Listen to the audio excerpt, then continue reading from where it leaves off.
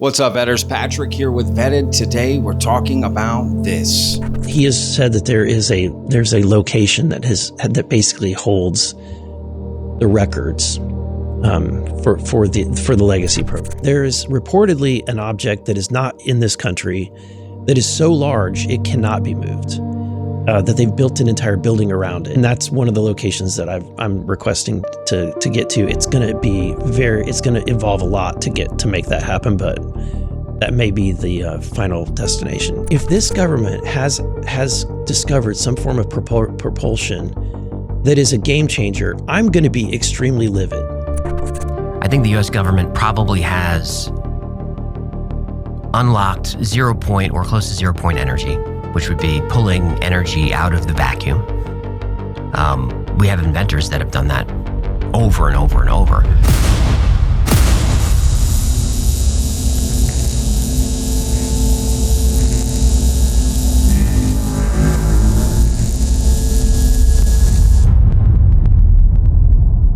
All right, Vetters, please hit that like button. That really helps out the videos. And of course, if you're not already subscribed, hit that subscribe button. All right, Vetters, so what's today's video about? Well, it's about free energy. It's about some comments that AJ from the Y-Files made on a recent Tucker Carlson interview, as well as we're going to be taking a look at some comments that Eric Burlison recently made in a video as well, talking about the UFO that's too big to move, a little bit more information on that, and some other things. So David says that there's like an archive that exists, that he's been there, he's had access to.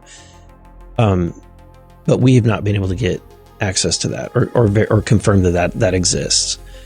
I'm glad that you brought that up, because it's a reminder of a something I need to follow up on.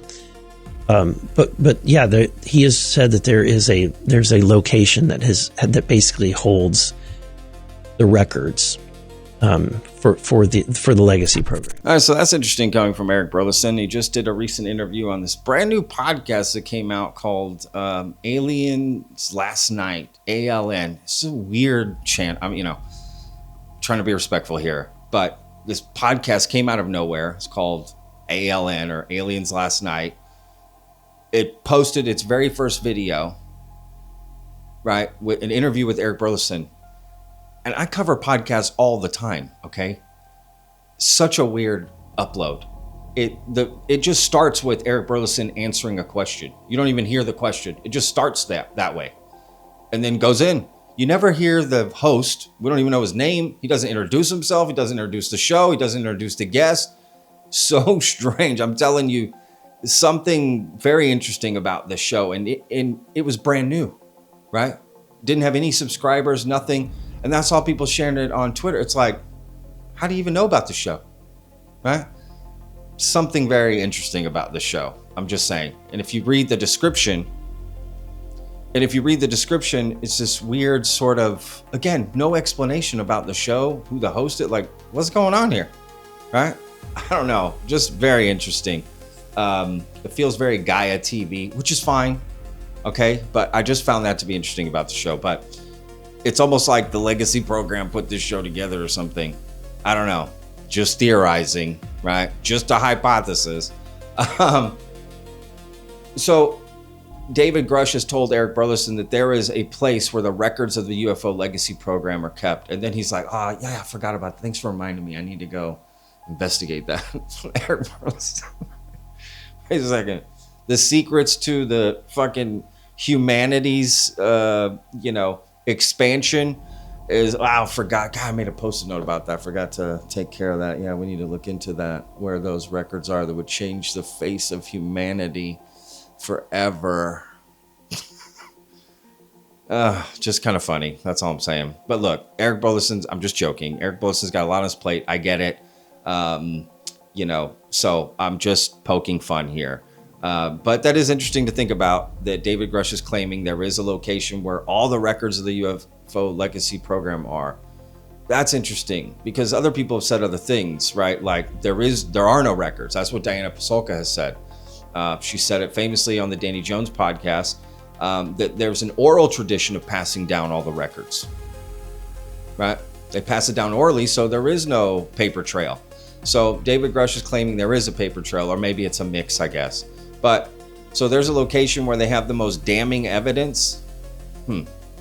I mean, look, I never thought the Epstein files would come out, and they did. So maybe there's a chance here. One of the asks that I've put into the White House, and I think that they legitimately are trying to make happen, is a series of visits to some of these locations, right? Like I have obviously been given throughout this investigation locations that where it's reported that that these materials or objects or craft exist, or the bodies exist, or the archive exists, and we have that's where that sits. We've given the DoD a list. So the White House has told the DoD to make it happen. I mean, to Trump's credit, as a disclosure. So that's the extent at which they've been involved is literally just saying to the Department of Defense that, hey, Burlison, we're backing his request. Do what you can to make it happen. And so I'm very grateful for that. It's been very difficult to make happen. You still got some obstruction. Yes. So we still, I mean, it's got to go all the way down to the end of the fingertip level. And so but at the top of the DoD is doing what they can to try to organize this. And it may have to be slimmed down at the beginning. So one of the first, right now we're looking at following all of this process to have at least just myself go to one site. And at least that's what they're asking. And then once we see that process work and have figured out the path, then we'll repeat that to the other locations and include other members of Congress. But at this time, to do a scaled down visit is what we're looking at. And eventually we will go to Area 51 as one of those locations, although really just for nostalgia. From everyone that I've spoken to on this topic that has any kind of information, they say that that's not where the goods are not there. So there's a lot of neat things to see out there. And I think for just, I think it's just completing the whole puzzle. It's something that we definitely have to go see. But I've been told that that's not where you're going to find the evidence. So that's interesting. There's a lot there, right? First of all, that Eric Burlison is saying that the White House has told the DoD, hey, make this happen, right? Okay, let's hope that that's true. And that they actually make it happen. I have a feeling they have a lot on their plate right now, but we'll see, right? It's also interesting that, okay, Eric Burlison's got a game plan, right? He's putting together a plan. That's better than nothing, right? To be honest. To, try it with one location, and then if that works as a blueprint, go to the other locations with other members of Congress. Are they not going to move this stuff around? I mean, if they know and they don't want to get caught, right? I mean, that'd be like criminals having a stash house or something, a criminal house. Let's imagine a drug house, right? And they know the cops are going to be coming within the next few years. And then they don't move the operation and just leave it there. That doesn't make any sense, right? Because they're making all this public. This isn't really a secret operation, right? So it seems very unusual, right? And you may be thinking, well, maybe they can't, Patrick. It's so intertwined with the location. This is like no way to move it. Okay, well, Eric Burlison just said going out to Area 51 is more for nostalgia. There's nothing really there. Now, does that include S4? Because that's what Bob Lazar said. The 10 craft were there. There's a whole setup, right? To study these UFOs, work on them, try to reverse engineer them. And you say, Patrick, well, that was in the late 80s, early 90s. Okay, but did they move them, or they can't move them, or they moved those but can't move the other ones? What are we talking about? And you've had other whistleblowers come out and say, no, there are aliens working at Area 51 alongside humans, right? Again, who is Eric Burlison listening about all this? It sounds like David Grush. So then it makes me think, well, David Grush thinks that a lot of people are wrong, right? And there is a lot of BS in this community. So people like myself who call it out, why are we so bad?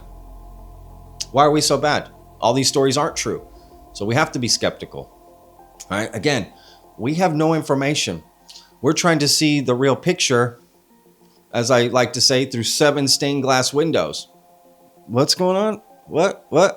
We have no choice. No, Patrick, just sit back and wait for it to happen. Sit back and wait for it to happen. Why? Can I not come out and say? Can we not speculate? Can we not talk about it? People can come out with claims and say things, but whoa. We're not allowed to ask questions or push back a little bit or ask for further details, right? Or have hypotheses about things, right? So just so interesting. Let's move on. There's reportedly an object that is not in this country that is so large it cannot be moved, that they've built an entire building around it. And I think either Greer or another individual has actually mentioned this site, but I'm not going to mention it because it is a classified location. But there is there's reported a really large object, and that's one of the locations that I'm requesting to get to. It's going to involve a lot to make that happen, but that may be the final destination. So this is interesting. Eric Burlison talking about this. I have not heard a member of Congress talk about this incident. For those of you in the UFO community like myself, we've heard about this a long time because Ross Coulthart was the first one to come forward with this in a podcast interview on Project Unity. I made a video about it. I'm going to put a link in the description so you can see all those clips and everything. I'm not going to play them here, but Ross Coulthart had come out and said that, and he wouldn't reveal the location. He gave some details about it, and people were pressuring him to sort of reveal the location. Where is this, right? But essentially, yes, they built a UFO. They built a building around a UFO because it was too big to move. Right. And he wouldn't, again, Ross Coulthart wouldn't reveal the location. Now you have Eric Burlison talking about it. So it sounds like David Grush knows the location and Eric Burlison knows the location, but they don't want to talk about it because it's classified, but they're looking into this. Right. So, all right, I am curious. Let's see if we can get more information about that. So that is interesting. And maybe that's where Ross Coulthart got that information from. Again, mind you, I'm saying maybe here, just for those of you watching who are going to falsely accuse me of saying things. Maybe, right? David Grush gave that information to Ross Coulthart. He's his source. And honestly, that sounds pretty accurate, if you ask me. But regardless, I don't care if the UFO's there. Let's find out. And again, that video I made recently, well, you see, someone, there's more to it. So I highly recommend watching that video. But there is one person out there who has come out and said the location, and Eric Burlison just said his name, Stephen Greer. Had dealt with a facility outside Seoul, South Korea, where there was a huge extraterrestrial vehicle that they had downed with apparently some type of electronic warfare system that was they had to carve out a huge part of the mountain just to contain this object because it was too big to move to any other site, and that it is still there. So this is just sort of like... You see Stephen Greer, no problem coming out. Gotta love Stephen Greer coming out and saying, it's in South Korea, right? And coincidentally, as I pointed out in my video that, again, I highly recommend go and check out, a South Korean TV show, one of the most popular ever in South Korea, since the late 90s, okay, reached out to me on Twitter asking to do an interview with me about this story, right? About that Stephen Greer had said that there's a UFO too big to move and it was at a military base in South Korea, right? And they reached out and wanted to do an interview. And then I said yes. And then they backed out and said, we'll get back to you when we do a little more story on it. I have a feeling they're not going to reach back out. But that was interesting, right? Stephen Greer may have told them, oh, no, don't talk to Vetted, right? I don't know. But I just found that to be interesting. So that is out there. And this TV show in South Korea is allegedly going to cover it along with Stephen Greer, right? To find out, is this true, right? Ross Coulthart wouldn't name the location. Eric Burlison wouldn't name the location. Stephen Greer had zero problem. Why is the location classified? I don't know. That's interesting. So Stephen Greer's revealing classified information. That doesn't sound right, right? He would have been busted, right? He'd be in jail if that were true. And it's not. And he's not in jail. So it's very hard to believe that it's classified. I've mentioned it on this channel. Showed that clip before, right? So again, link in the description. You can go get all the details about the UFO. It's too big to move. If this government has discovered some form of propulsion that is a game changer, I'm going to be extremely livid, and we all should be, because I do think that there is technology that is clearly advanced, and is that might have the ability to improve all of our lives. And so that's another compelling part of this topic for me. Now, this is interesting, right? This has been theorized for a long time, right? That we have this technology. We've been hiding it, free energy, the cover up. There's been a lot of discussion and speculation about that. Oftentimes it's referred to as 0-point energy or free energy, anti-gravitic energy, right? Technologies that either we reverse engineered from alien technology, or we just discovered it and then buried it. We hid it, or other people discovered it and we hid it, took it from them and silenced them and, kept it hidden, right? Because we don't want to reveal it to the rest of the world. I don't know, right? There are a lot of interesting stories out there for sure, right? And one thing in particular that I found interesting were some comments that AJ from the Y-Files made recently when he went on Tucker Carlson, because he talked about this exact same thing. I think the U.S. government probably has unlocked 0-point or close to 0-point energy, which would be pulling energy out of the vacuum. We have inventors that have done that over and over and over. And making energy out of apparently nothing. Well, we can start with, there's a man named Charles Pogue, who in the 30s tinkered with his carburetor and was able to get 200 miles a gallon. It's proven. It was engineers, investigated, scientists. It's totally proven. It worked. He was going to be a zillionaire or whatever. He's going to transform society. And the problem was, once the news of his engine got out, the oil stocks crashed. They just crashed. So the oil industry lobbied the U.S. government, we have to do something about this. And in 1951, the Invention Secrecy Act was passed. So now, if you patent any device that is more than 20% efficient, that's instantly classified. That is now a state secret. It's vital to national security. You can't talk about it. You can't build it. And you can't sell it unless you sell it to the U.S. military. You cannot do it. That went on for a while. And then there was a man named Tom Ogle.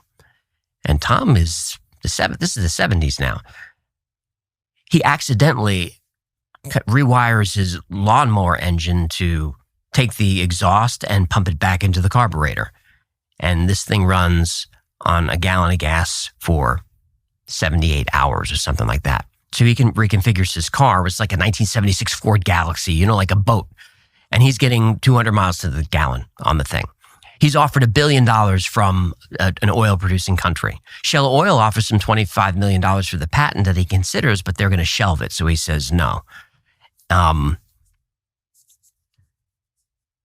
It's considered, maybe one of the biggest inventions of the century. Suddenly, Tom, without a history of drug use, stumbles out of a bar. He's drunk and he's killed. And that's the end of Tom Ogle's story. And that all disappears. All that research goes away. And this repeats over and over and over again till we get to Stanley Meyer. And you might remember Stanley Meyer and the water car. Now, what a story from AJ. Everyone knows I love the Y-Files. Huge fan of AJ. I worked with Gino, his brother, on my documentary over the summer. I 100% support the Y-Files. I love their show. Who doesn't? Okay. AJ's like a savant with this information, y'all. Really, it's so impressive, the amount of information he retains and is able to just... You can tell he really cares. You can tell they've really done research on the Y-Files. You can tell he really knows what he's talking about and he believes in this stuff. And him telling the story is fascinating because I believe that AJ really deals in facts, right? Yeah, he might speculate, but he just goes with the cold, hard facts. And this is true, what he's saying, right? This guy did invent this stuff. it got buried. He mysteriously passed away, right? And all of it disappears. And you see, AJ just mentioned someone named Stanley Meyer, right? Because this wasn't the first time that it happened, and it probably won't be the last. But how long can they suppress this information? In the top, our news here at 6 o'clock, an age-old dream becoming a reality. A local inventor has discovered a way, hear this, to use water to run your car. It's a major breakthrough that will no doubt make motorists happy. And as Ralph Robinson explains, the Pentagon is also showing lots of interest in this project. Water has always been considered a precious commodity, but Stan Meyer's invention may make it even more valuable. He has developed what's called a water fuel cell. It has taken the place of his old gas tank. The water fuel cell breaks down water molecules into oxygen and hydrogen. The hydrogen is used to run his dune buggy. I don't care if you use rainwater, well water, city water, ocean water. If you don't have any fresh water, go ahead and use snow. If you don't have any snow available to you, then use salt water because there's no adverse effect to the fuel cell. Meyer started working on this project 4 years ago. He's not a scientist. He isn't even a chemist. In fact, he never graduated from college. Myers was determined, he says, to design something to protect this country from oil embargoes. And we have calculated that if we take the dune buggy from Los Angeles to New York, we would roughly use 22 gallons of water.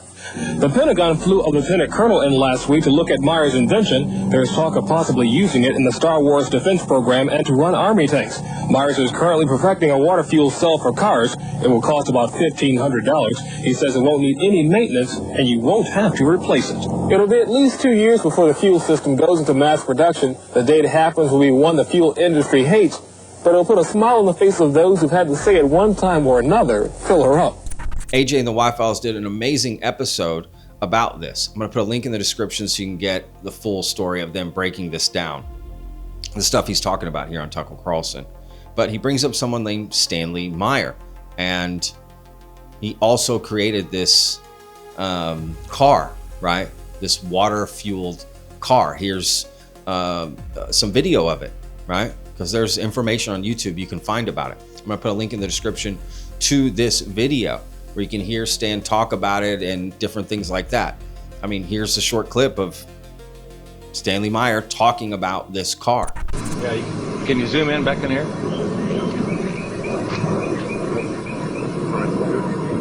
Are we on? Okay. Yeah. Okay, now this is the hydrogen computer system, which was designed in order to be able to process the fuel, to produce the hydrogen gas from water and do it economically and be able to control its firing, go in the engine to allow the Volkswagen engine to run off of hydrogen. There's a lot engineering design that went into this, even though that this is our systems engineering approach. The hydrogen computer system you see here will be miniaturized down to several IC chips, which will allow us to give the economics to apply to a conventional car. Over here, there's very unique design features that had to be developed in order to develop the water fuel cell as a retrofit energy systems to conventional cars. We had to go ahead and develop the laser, what we call the laser distributor, as you see right here, which is put between the conventional rotor cap and that of the rotor assembly. And primarily what this does, this sets up the electronic signals that goes back and triggers the computer system in order to allow the car to run successfully on hydrogen. In order to run this engine off of water, we've also had to learn the ability to adjust the burn rate of hydrogen to co-equal the fossil fuels. We did this by simply now pulling off a portion of the exhaust gas that's coming from the engine, as you see through this tube here, that's going through this electronic regulator that's hooked up to the hydrogen computer. And basically what's happening is that as the ambient air is going into the engine and going through the burning process, it produces the non-combustible gases that retards the speed by which the oxygen atom unites to hydrogen and bring on gas ignition. So by simply using the non-combustible gases coming from the exhaust of the engine, we now modulate and control the speed by which that oxygen unites with the hydrogen, and therefore we are adjusting the burn rate of hydrogen to co-equal that of gasoline or fossil fuels or even diesel fuel. And that gave us the #1 retrofit capabilities or retrofitting the water fuel cell technology to an existing engine. And we do this electronically. And now let's get back to AJ talking a little bit more about Stanley Meyer. And you might remember Stanley Meyer and the water car, because this is the 1990s now. So now we have a vehicle that we're not even talking about fossil fuels and protecting a multi-trillion-dollar industry. We've got a car that runs on water using electrolysis, which has been around since the 1700s. But electrolysis requires a lot of energy and perfect water without impurities. But Stanley's figured out how to take tap water, put it into his car, and run his car on water. And what it does is splits the water into hydrogen, oxygen, runs on hydrogen. Hydrogen is a fuel, it works.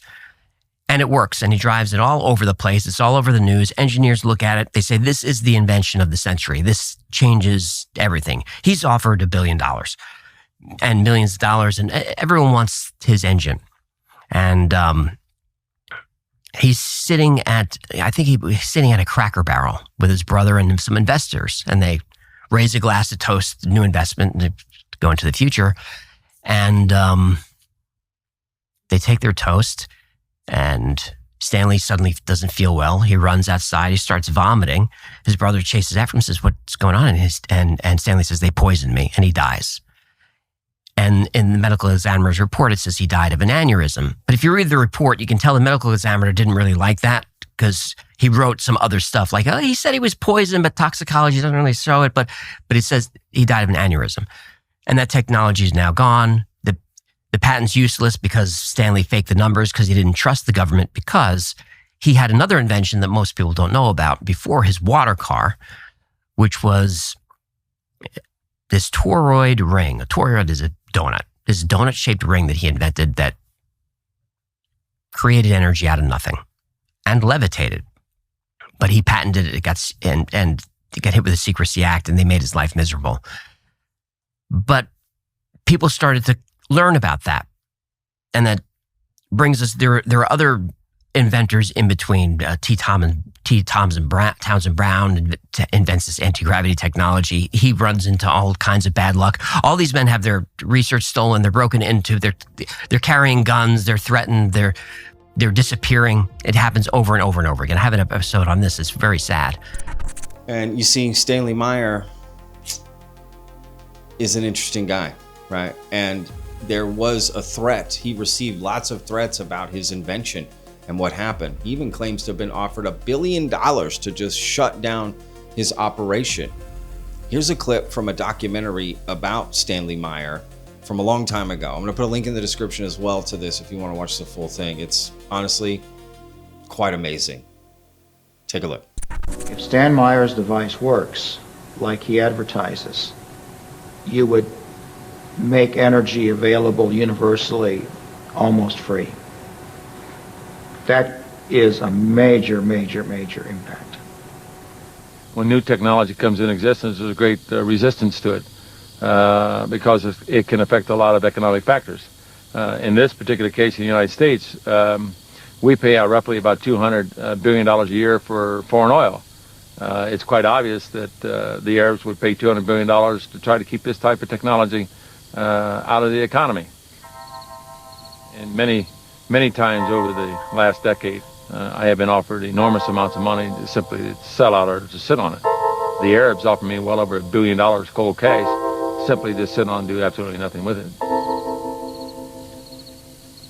My life has been threatened many times. Of course, I happen to believe in the power of angels. And if I don't believe in the power of angels, I don't believe I'll be around here too long. If the thing like Stan Meyer has works, every piston engine, every gas turbine in the world today, if it had his converter, could run on it. With a little invention, we could get standalone devices to run all over the world. I think it would be what I would be concerned about is the people that sell energy would be essentially bankrupted. It's what happened to the Conestoga wagons when trains came, or to the Pony Express when the telegraph came in. They're going to wipe out an entrenched power base, and they may not go easily. You see, it was a threat to big oil, right? And think about it, right? it would totally demolish the oil industry.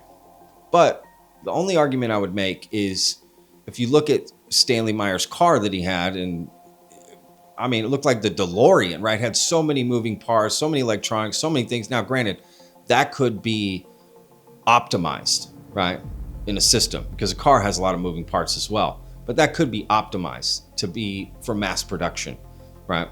But clearly, that would affect the oil industry 100%. What about gas stations? What about that? What about, I mean, there's just so many things, the ripple effect, and how much does big oil bring in? A lot. And what would they do to protect that investment? Probably anything. Now let's let AJ talk about the person he's, you know, who he believes is his favorite, right, of these sort of free energy, you know, heroes, as I like to call them, who created something and got silenced, right? We get to Floyd Sparky Sweet, he's my favorite because his inventions, he videotaped all of his stuff. And you see him in his workshop. And Sparky, he's an engineer. He's a garage tinkerer, but he's an engineer. And this was supervised by the military physicist. Maybe it was a mistake. And you see him running a fan at high RPMs. And then he's got light bulbs, all of this energy, and it's all running off this little box the size of a deck of cards. And he puts in 0.03 milliwatts, and he gets out all the watts you want. It's a device that no matter what you attach to it, it just, whatever the need is, it will give you the energy. This is Sparky Sweet. This actually connects to UFO technology. I don't know if we'll go there, but it does connect. So Sparky's got this invention. He gets some help from a military physicist. Gets a visit late one night, two men in suits come talk to him, say goodnight. He has a heart attack.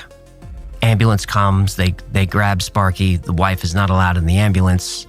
He dies. Soon after, a couple of black vans pull up. They take all his stuff, all his notes, every piece of equipment, and it just disappears. And that's the last we hear of it. What a story. I'm telling you. Please go check out that Y-Files episode. The link's down below. It's amazing. AJ and the team really break it down.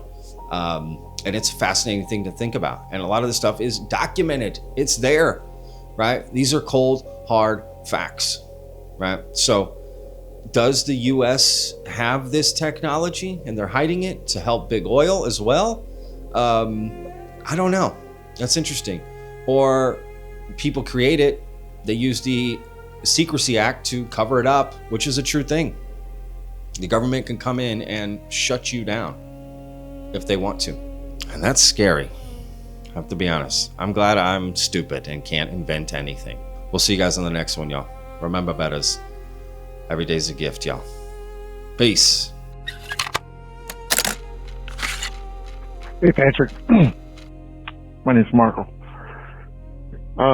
In preparation of your video, or your documentary on psionics, just thought you, just for sake of information and research, I've been a reader myself. I do psychic medium readings. Something I trained for. It started when I was a kid. My mother had it. My grandma had it. And it wasn't no bowl of cherries. I had a rough childhood because of it. Eventually, didn't know what the hell to do with any of it until I was in my 20s. And then I sought out Native Americans. I went and lived on some reservations. And I learned real quick what it was all about. And now I do it. And I'm not one of these people that charges $500 an hour. I'm not like that. I work more in the indigenous community. But anyway, just want to let you know, these words like psionics, CE5, remote viewing, it's all the same, more or less the same stuff.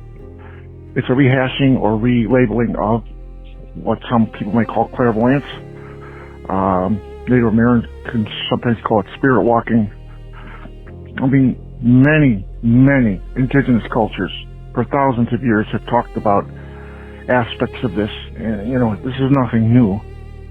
And these new kind of terms, like I say, remote viewing, CE5, all this, specifically psionics and remote viewing, it's making contact with other species. Native Americans have talked about this, or it's taking a part of your awareness and projecting it somewhere else to see stuff. That's what remote viewing is. Spying on stuff, what have you. But, you know, in my readings, I do it to connect with deceased people, or I have found lost stuff. I've worked with the police a handful of times to find missing kids. You just put a map in front of me, and then I go, and I can kind of find it, you know. I can't even explain how it works, but not really. But you should include that in there. That Indian people have been talking about this for a long time. It's just they don't like to talk in science lingo talk. They talk simply, which doesn't mean they're stupid. They're actually extremely sophisticated knowledge. So some of the smartest people I've met don't even know how to read on those reservations. So I learned a lot from those guys, and I would hope you would consider looking in that direction too, because there's a long history of this. And those guys, man, I mean, most of them that I met didn't even finish high school, and yet they're like PhDs of this, working with energy and consciousness, what have you. But look into it; you'll find a treasure trove. Specifically on Pine Ridge, Rosebud, some of the Navajo reservations still talk to you about this.